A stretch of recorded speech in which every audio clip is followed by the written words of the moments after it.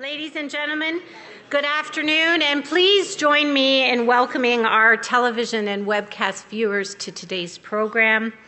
My name is Jennifer Sloan. I'm president of the Canadian Club of Toronto, and we thank our viewing audience for joining us.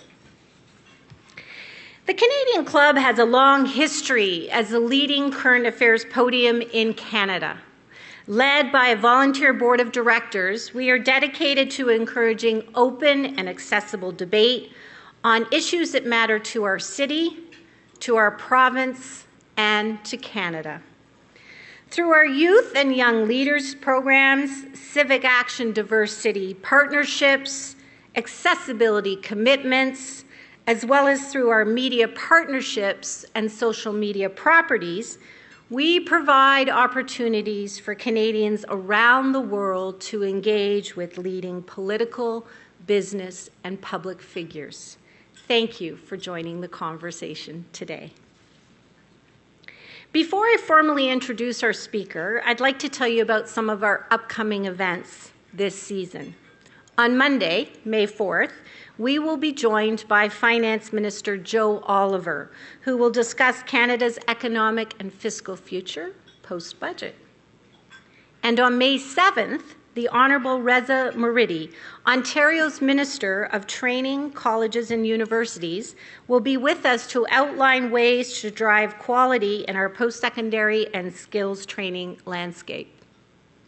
And on May 11th, we will be joined by the leader of the Liberal Party of Canada, Justin Trudeau, who will discuss fairness and growth in the middle class. For a full listing of the club's upcoming events and to order tickets, please visit our website at canadianclub.org. You can also join the conversation via Twitter and Instagram by following us at CDNCLUBTO or by using that hashtag.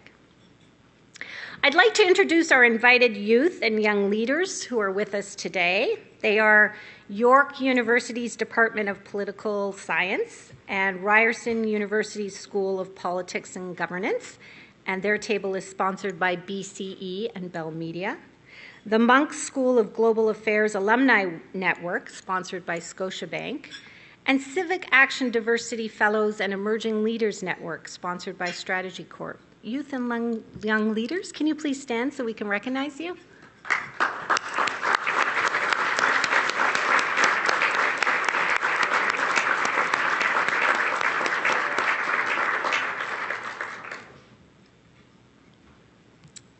Ladies and gentlemen, I am pleased to introduce today's guest speaker. You may call him Canada's Chief Public Safety Officer. As Minister of Public Safety and Emergency Preparedness, the Honourable Stephen Blaney is charged with keeping us safe from natural and man-made risks. One of those risks is terrorism. Recently, Canada's Intelligence Services Director told the Senate's National Security Committee that our country is facing unprecedented terrorist threats. Established 12 years ago, Public Safety Canada coordinates national security efforts across all federal departments and agencies. Minister Blaney was instrumental in introducing the Anti-Terrorism Act, or Bill C-51. Minister Blaney has been traveling this country to highlight the government's efforts to protect the country and its citizens from domestic and international threats. A civil engineer by training, he has been in his current portfolio since July 2013. Prior to that, Mr. Blaney was Veterans Affairs Minister, as well as Minister for la Francophonie. The federal minister has represented the Quebec riding of Lévis-Bellechasse since 2006. He was appointed vice chair of the Quebec Conservative Caucus soon after becoming an MP, and in 2008 he was appointed chair of the caucus. He has served on the Aboriginal Affairs and Northern Development Committee and the Transport, Infrastructure and Communities Committee. He later joined the Defence Committee. Minister Blaney, bienvenue. The Canadian Club of Toronto's podium, Canada's podium of record, is now yours.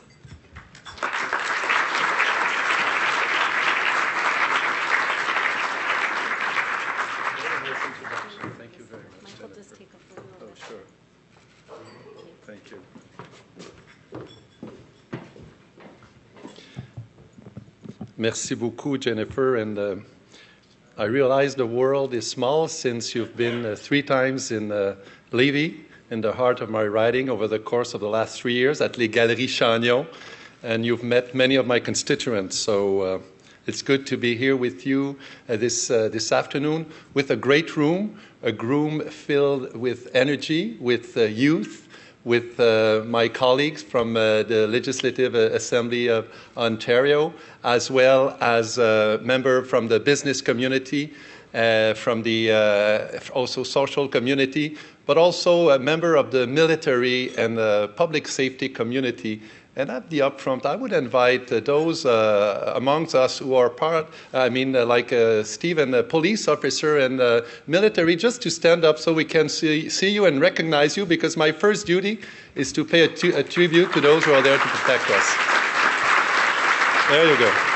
Thank you. Merci beaucoup.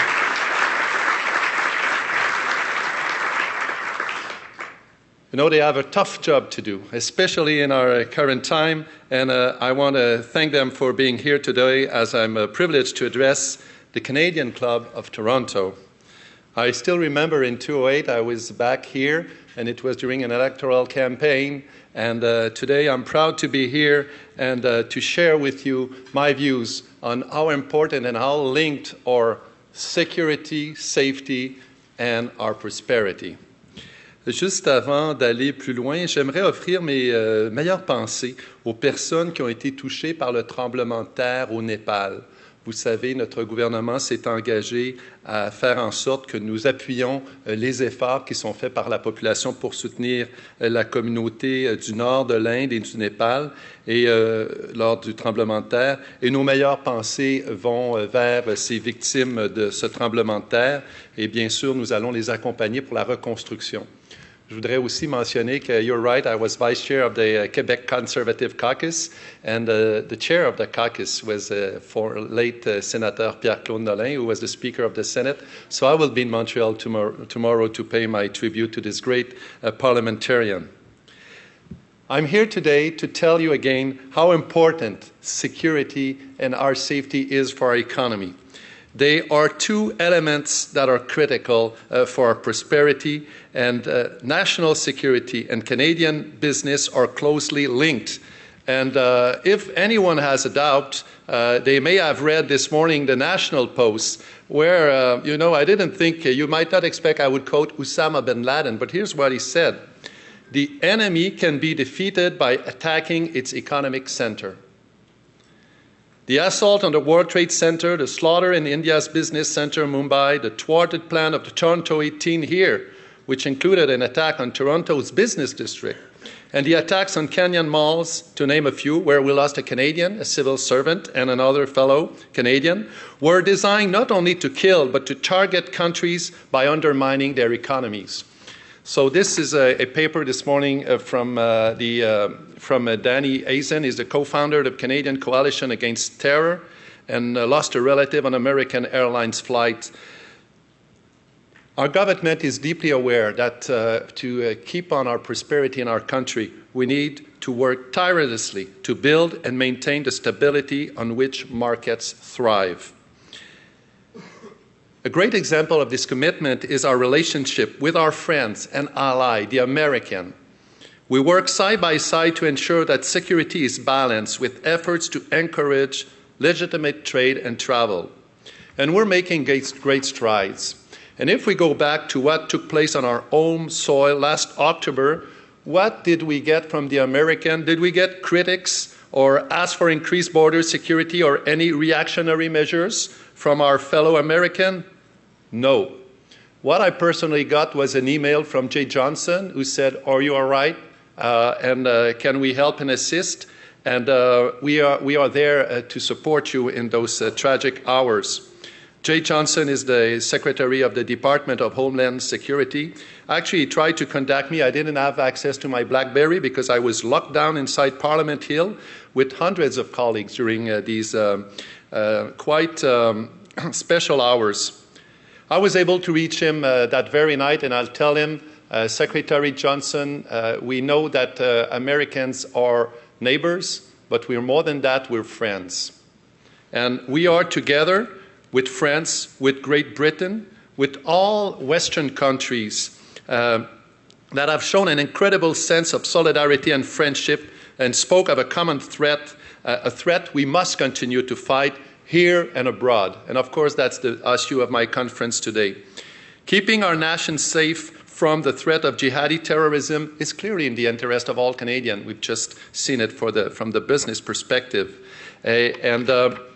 Now, admittedly, I wish I were here to speak to you on uplifting topics as you enjoy this great salmon. But we, unfortunately, are facing serious national security threats.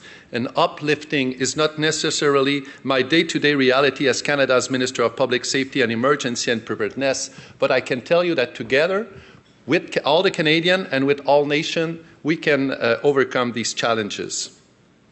Yes, jihadi terrorist groups like ISIS, or the so-called Islamic State, Jabhat al-Nusra and Khorasan, and how they add to the instability of an already unstable region, or a threat we're facing. We're also facing a real Canadian threat. It's the phenomenon of Canadian foreign fighter. Canadians, many times born here, actually that grew up with us, that share our values, and suddenly that get radicalized and are willing to travel and return home, and even represents a bigger threat. We've seen those terrorist attacks. We've seen it at Charlie Hebdo. We've seen it at Cachere. We've seen it in Sydney, in Copenhagen. And we've seen it in Saint-Jean-sur-Richelieu and in Ottawa as well, where we lost the officer Patrice Vincent and Corporal Nathan Cirillo. For anyone who still had a doubt, it clearly demonstrates that Canada is not immune to terrorist threats. And this phenomenon of radicalization that is happening in our cities and in our community must be dealt with. Friends, our government was clear on the day after the attack. We will not underreact, but we will not overreact. We will put the appropriate measures, and that's what we've been doing since. You may be aware that prior to those attacks, we had what we call our counter-terrorism strategy. There are 4 pillars to that strategy. The first one is obvious: prevention.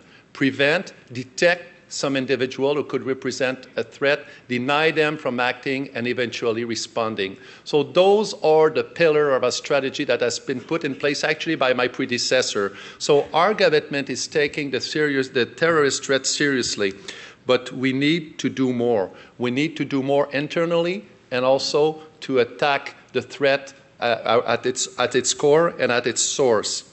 That's why on the international level, our government is part of a large coalition with our allies to degrade and destroy the terrorist so-called entity of ISIS. On l'a vu le mois dernier, notre Premier ministre, Stephen Harper, a présenté à la Chambre des communes des arguments convaincants à l'appui d'une motion visant à prolonger la mission canadienne et à l'élargir pour y inclure contre l'État islamique. Oui, cette motion a été adoptée. You may be interested to know that this is the first time in our history that the government is consulting and having a debate on our military mission. We've had it for the extension of the Afghan mission. We've had it for the first part of the intervention in the Middle East and also for its continuity. Why? Parce que la sécurité, la stabilité et la démocratie en Irak et en Syrie sont essentielles à la paix et à la prospérité régionale et ont des répercussions ici même chez nous. L'État islamique ne constitue pas seulement une menace pour ces 2 pays et la région environnante, mais pour la sécurité mondiale. What happened there has consequence here.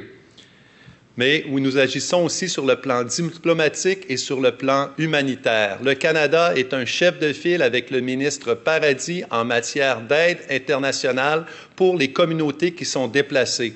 But if we want to stop this flow of migrants, we need to get to the core of the problem. That's why we are part of those military action there. Certainly, the acts of terrorism the world has witnessed in the last few months in Europe, in Australia, and our own soil reinforce the need for us to work closely with our friends and allies and have a shared, appropriate, and evolving response. In January, After the terrorist attack in France, I was actually humbled to be part of the millions of people in Paris and around the world who marched as one global family, joining together in a show of support and resolve. And we saw how Canada came together after the assassination of Nathan Sérieux and Patrice Vincent. We saw the real value of Canadians standing up together, and this is really inspiring. And of course, we need to translate that into action. But our nation is a nation of freedom, a nation of peace, and those terrorists are trying to attack the very core, our very core values, and we will stand up in front of those terrorists with all our dignity, with all our rights and freedom, and we will adapt. And indeed, all countries are facing these challenges. In February, President Obama hosted a summit at the White House to discuss building secure and resilient communities that reject and condemn terrorism. As President Obama said, we are all in the same boat. That brings me to the action we're taking in Canada to build resilience. Actually, just this morning, I've met with our people from CSIS, and they tell me how enthusiastic they were with the new legislative tool we will be providing them with C-51 that will enable them to be able to act upfront at the very early stage of radicalization. This is where we need to intervene. Prevention is a key component of our Canada's counter-terrorism strategy. And I'm pleased to share with you that I intend to have a national collaborative effort in that direction. I intend to call upon my provincial counterparts so we can keep on working together, adding on those efforts that are done daily by our police officer, whether at municipal, provincial, or federal level, and the other law enforcement and security agency. So we're going to meet and keep on taking action on anti-terrorism and radicalization. And I also want to give you the assurance that we will deepen our partnership with our allies. I see a student here who's really interested in our Beyond the Border, Beyond the Border initiative. Yes, we've signed an agreement on pre-clearance, which is ensuring that the flow of goods and passengers through our border is good, but that our border for terrorists and crime is a wall. And this is the goal of Beyond the Border agenda. And also working with our European partners, and of course with France and Minister Bernard Cazeneuve. I have invited him. He will come here very soon so we can deepen our relationship and share better information so we don't let those who want to harm us take benefit of the gap we could have. So much work is being done by our government, including my own department, CSIS, the RCMP, in partnerships with communities in what is known as pre-criminal space to prevent radicalization. And if you have an individual, a son, a sibling that is falling into radicalization, we have to continue to develop tools so that people are reaching out to the authority and they don't necessarily get charged if they are not committing criminal activity. So work in this area focuses on research, community outreach, and meaningful engagement, as well as first responder training and awareness. And we are working namely with the Great Britain, who have great project in terms of reaching out to communities in that sense. Of course, here in Canada, we have our cross-cultural roundtable on security, through which we engage leaders from diverse communities across Canada in a critical dialogue about important public safety topics, including preventing radicalization, building trust with communities that find the solution themselves to prevent radicalization.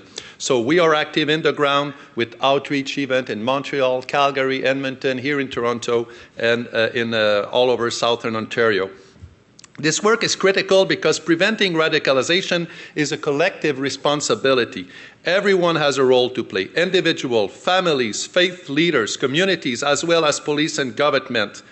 But if we want to be successful, we also need to go where this radicalization is happening. And it happens on the web. It's happened with new technology. And our agency need to be up to date with the technology equipment so that they can help preventing radicalization.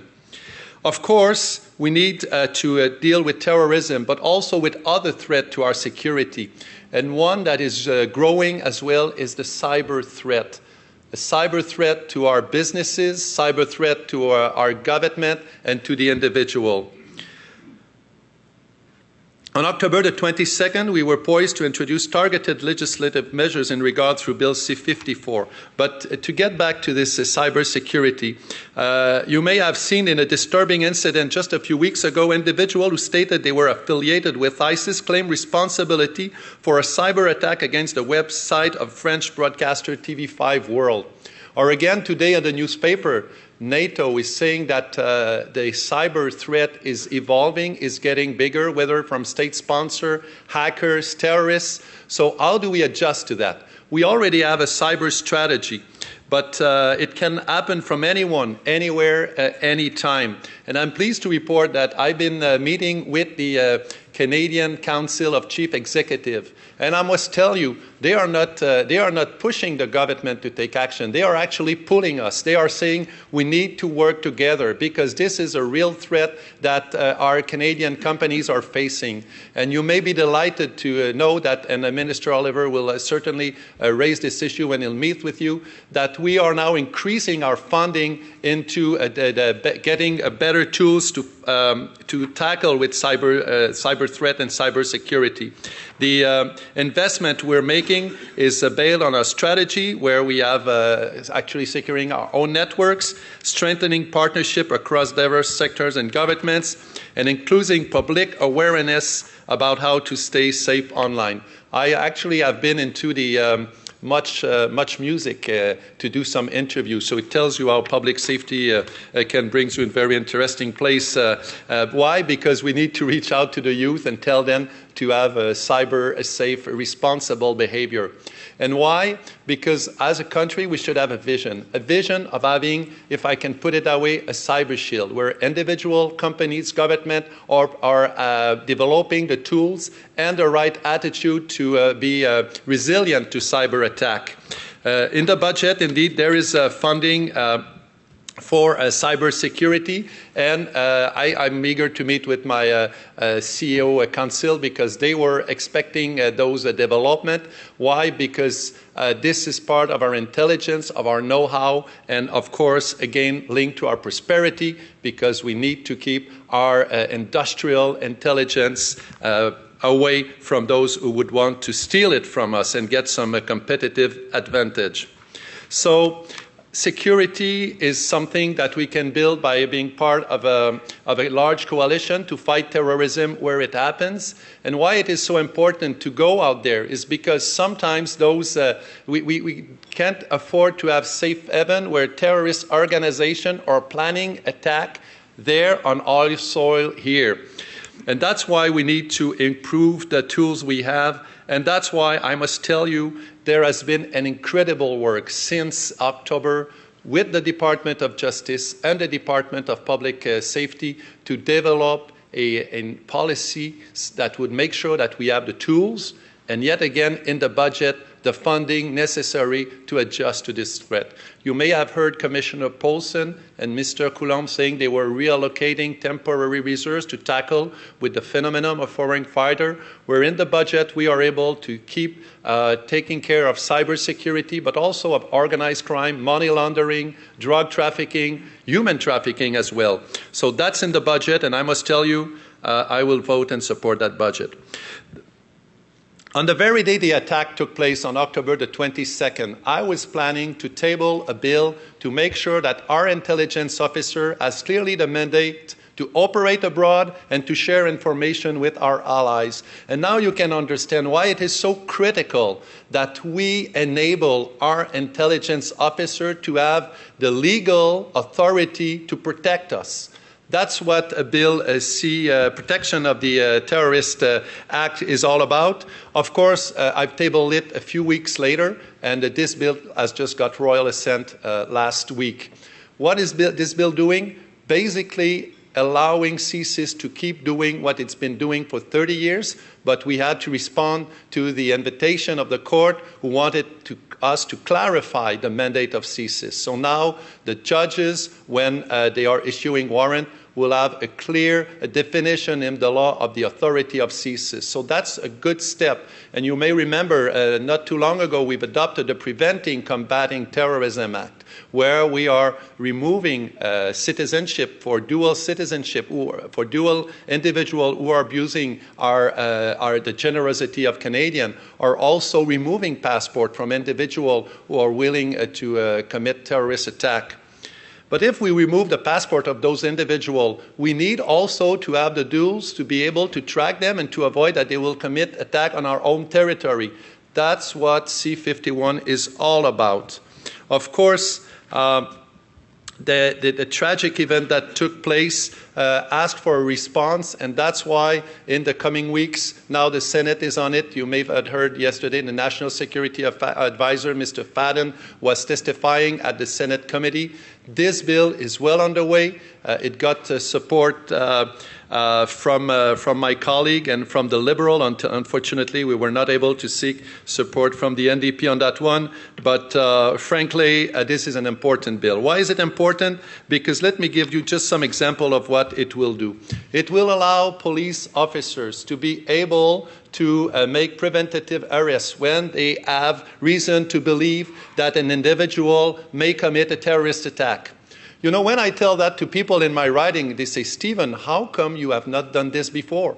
Well, this is in the bill. This is why we need this bill. We need this bill to make sure that Officer Steve that is with us today, if he has reason to believe that today an individual may commit a terrorist attack, he can arrest this individual, seek a warrant from a judge, and also make sure that he has the consent of the Attorney General. So there's a lot of mechanism as the process goes to make sure that there are, if I can put it that way, check and balances that protect our rights and freedom, but also protect our own security when individuals are willing to harm us. So that's the first one. The second one is, again, the sharing of information. We have here at this table the representative of the most horrific terrorist attack that took place in our country, the Air India.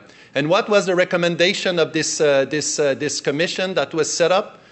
Why is the left hand of the government not telling what is happening to the right hand?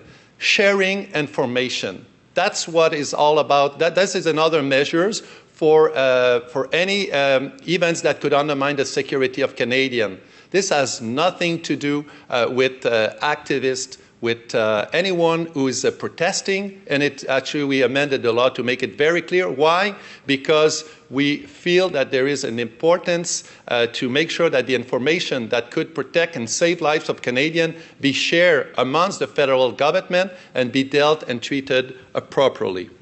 Third, well, these individuals are willing to travel abroad. They are willing to travel abroad to take part in terrorist activity. Well, as we speak, if we have reason to believe that an individual is willing to be a foreign fighter, we cannot prevent this individual from boarding a plane. We can't prevent this individual from boarding a train if he's willing to commit a 9/11 style terrorist attack, if he's willing to attack the safety of the flight. But a foreign fighter just wants to take the airplane to commit terrorist attack when he will have get up the plane. That's quite obvious. Well, this is what we want to fix. We want to make sure that in the passenger protect list, those individuals who are willing to travel to commit terrorist attack will be prevented from boarding a plane. Quite obvious, eh? Well, that's the Bill C-51 that has created some reaction from what I respectfully call so-called expert. Fourth and second to last element. In our country now, ISIS has been telling to kill Canadian, to kill everyone, actually, anyone, anywhere. Well, you can say that in our country now, and this is not criminal because this is not targeting a group and this is not aimed at a specific target. We need to make sure that the criminal code, it's already in our criminal code that hatred speech are illegal, incitation to violence are illegal. But we didn't expect that someone would be so evil that he would want to kill everyone everywhere. Well, what the terrorists are willing to do, and we don't have this tool now. So that's why we need to criminalize the promotion of terrorism in general.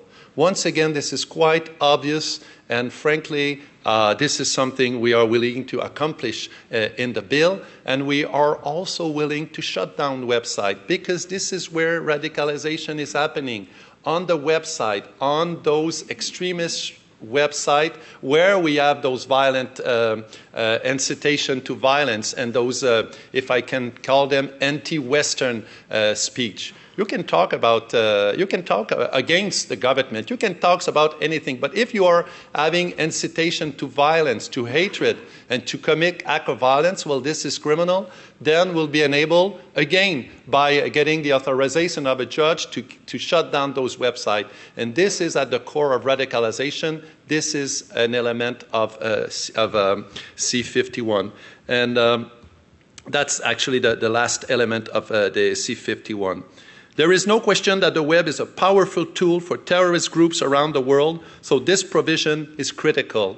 And that's why I so insisted that we move forward with the bill, because we feel that Canadian wants to be safe, wants to grow their family, wants to have business, and also wants to live in a land of freedom and liberty. So one last word about maybe this balance between safety and liberty. You know, we fundamentally reject the argument that every time we talk about security, our freedoms are threatened. Canadians understand that their freedom and security go hand in hand. Canadians expect us to protect both, and there are safeguards in this legislation to do exactly that. And hopefully, I wish the opposition would support the budget, because we are doubling the budget for the Security Intelligence Review Committee. What is this? What does it mean? This is the watchdog of our Canadian Security Intelligence Service. We are doubling the budget. Why? Because we are expanding their power and authority, because we are enabling CSIS to disrupt the threat. So the basic fact is that our police and national security agencies are working to protect our rights and freedom, and it is the terrorists who endanger our security and would take away those freedoms. And frankly, I can assure you that I will do anything in my capacity within the respect of our Constitution, within the respect of our Charter of Rights and Freedom, to prevent that from happening. That's what the Anti-Terrorism Act 2015 is all about. It represents the most practical way forward to strengthen our national security legislation. Je dis souvent en français d'une façon un peu poétique, la liberté ne peut pas s'épanouir sans la sécurité. More bluntly said, in English, there is no liberty without security. And frankly, as I am in front of an audience, a business audience today, I would simply conclude by saying that there is no prosperity without security. Merci beaucoup de votre attention. Thank you.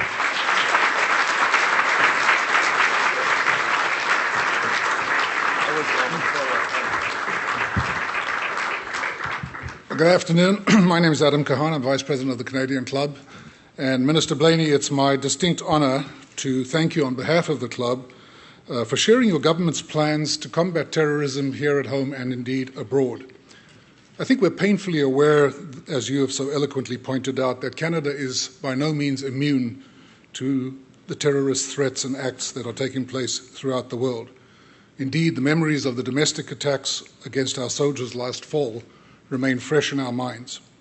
Would-be terrorists are being apprehended and tried with increasing regularity. Your government's rapid response in introducing Bill C-51 underscores the importance of being prepared. And as you clearly explained, it is a multifaceted act that is designed to address the many complexities of domestic and international terrorist threats.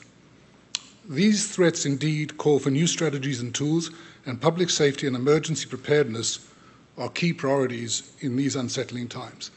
So, Minister, we thank you very much for being with us today, and we wish you every success as you continue to deploy the necessary resources to protect our communities. Merci beaucoup.